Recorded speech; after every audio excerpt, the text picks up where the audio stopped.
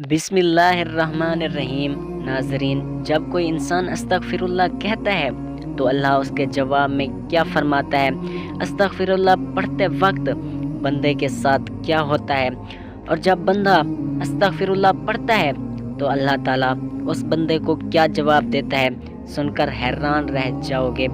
हज़रत मोहम्मद सल्लल्लाहु अलैहि वसल्लम ने फरमाया, खुदा की कसम, मैं दिन में 70 से ज़्यादा मर्तबा अल्लाह ताला से इस्तिग़फ़ार करता हूँ और उसकी बारगाह में तौबा करता हूँ।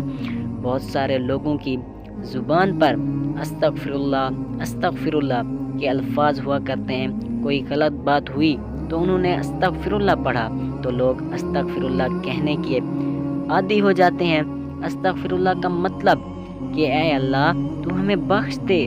सिर्फ अस्तगफिरुल्लाह कह देने से आपकी तौबा कबूल नहीं होती, क्योंकि अस्तगफिरुल्लाह आम तौर पर जो लोग बोलते हैं वो उनकी ज़ुबान पर अड़े हुए अल्फाज हैं। तो बस इस अस्तगफिरुल्लाह उनकी आदत बनी हुई है। तो आदत में होने की वजह से अगर कोई इंसान अस्तगफिरुल्लाह बोल रहा है तो उससे उसके गुनाहों की बख्शिश नहीं होगी। आप सल्लल्लाहु अलैहि वसल्लम ने फरमाया, गुनाहों पे शर्मिंदा होना तौबा है।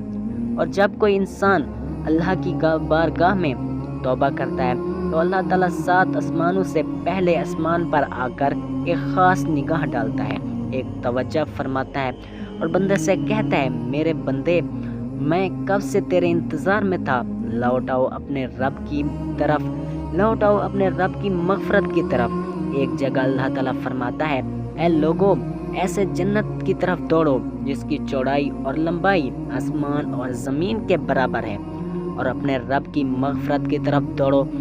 इसलिए जब कोई बंदा अल्लाह ताला के सामने तौबा करता है या अस्तगफिरुल्लाह पढ़ता है तो अल्लाह ताला 70 मरतबा जवाब में उसको लब्बैक कहता है। एक शख्स था, 70 साल तक वो या सनम या सनम या सनम कहता रहा, अपने माबूदों को पुकारता रहा। तो एक मरतबा उसकी ज़ुबान फिसली, उसकी ज़ुबान से या सनम की जगह या समद निकल गया। या समद अल्लाह का नाम है जिसका मानी है बेनियाज। तो अल्लाह ताला ने 70 मरतबा उसके जवाब में लब्बैक कहा। एक रिवायत में आता है कि 70,000 दफ़ा अल्लाह ताला ने लब्बैक कहा, यानी ऐ मेरे बंदे, तेरा रब हाजिर है, क्या चाहता है?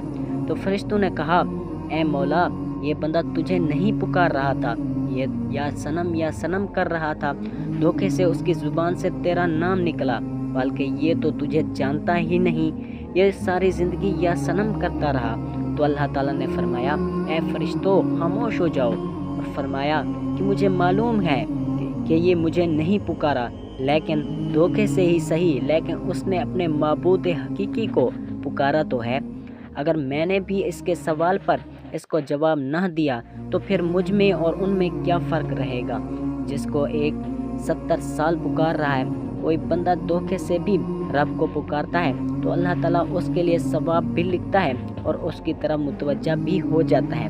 तो अगर ऐसा किसी इंसान की ज़बान पर जैसे अल्फाज रहते हैं तो ये बुरी नहीं है, बल्कि बहुत अच्छी चीज़ें हैं। और अगर इंसान ने इस नियत से अस्तगफिरुल्लाह पढ़ा कि उसने जो गुनाह किए उनकी माफ़ी मिल जाए तो उसके तमाम गुनाहों को अल्लाह ताला माफ़ फरमा देता है। जो इस्तग़फ़ार को लाज़िम कर ले, अल्लाह पाक उसके तमाम मुश्किलों में आसानी, हरदम आज़ादी और उससे वहाँ से रोज़ी देगा जहाँ से उसका गुमान भी ना होगा।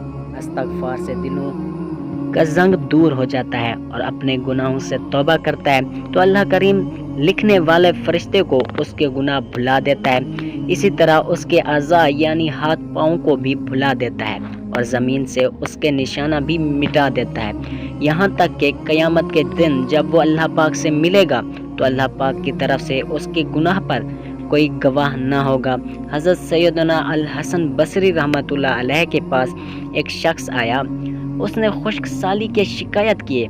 आप रहमतुल्लाह अलैह ने उसे इस्तग़फ़ार करने का हुक्म दिया। दूसरा शख्स आया, उसने तंग दस्ती की शिकायत की तो उसे भी यही हुक्म फरमाया।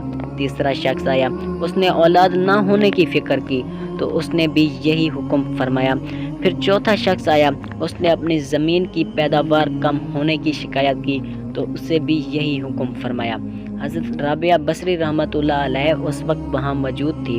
انہوں نے عرض کی، آپ کے پاس چند لوگ آئے، انہوں نے مختلف آیاتیں پیش کی، آپ نے سب کو ایک ہی جواب دیا کہ استغفار کرو، تو آپ رحمۃ اللہ علیہ نے ان کے سامنے یہ آیت پڑھی جن میں استغفار کو مال، اولاد اور بغاوت کی عطا ہونے کا سبب فرمایا گیا۔ تو میں نے کہا، اپنے رب سے معافی مانگو، بے شک وہ بڑا معاف کر دینے والا ہے۔ تو تم پر موسلا دار بارش بھیجے گا اور مال اور بیٹوں سے تمہاری مدد کرے گا، اور تمہارے لیے باغ بنا دے گا اور تمہارے لیے نہریں بنائے گا۔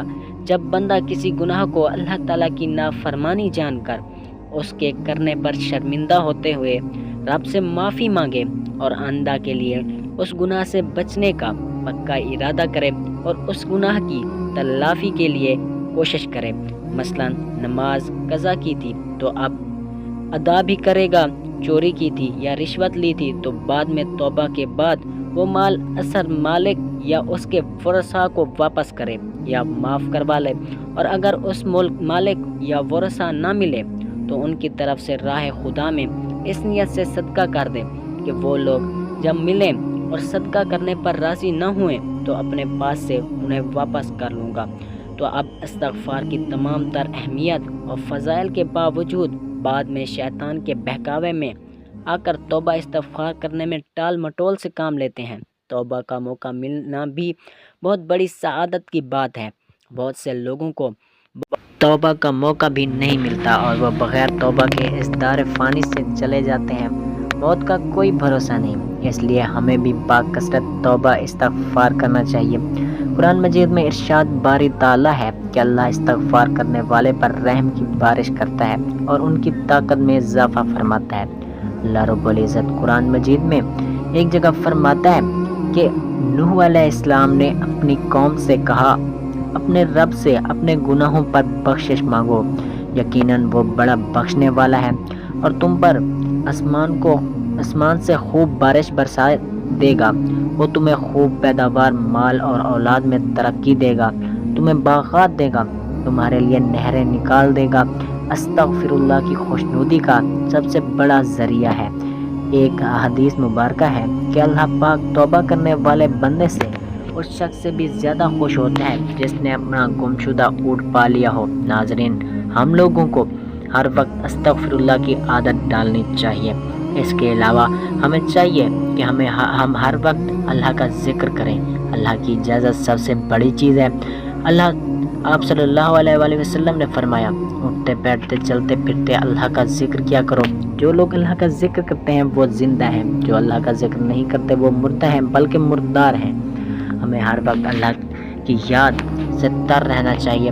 جب بندہ اللہ کا ذکر کرتا ہے تو شیطان کیونکہ انسان کے دل پر اپنے پنجوں کو ہر وقت گاڑے رکھتا ہے، جب بندہ اللہ کا ذکر کرتا ہے تو پھر وہ اپنے پنجوں کو ہٹا لیتا ہے۔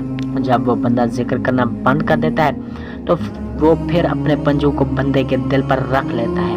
تو اس لیے ہر وقت ہمیں اللہ کا ذکر کرنا چاہیے، درود پاک کثرت سے پڑھنا چاہیے، استغفر اللہ اور ہر ذکر والے الفاظ کو اپنی زبان پر رکھنا چاہیے۔ ناظرین، اللہ پاک سے دعا ہے کہ اللہ پاک ہمیں گناہوں سے بچنے اور سچی توبہ کرنے کی توفیق عطا فرمائے۔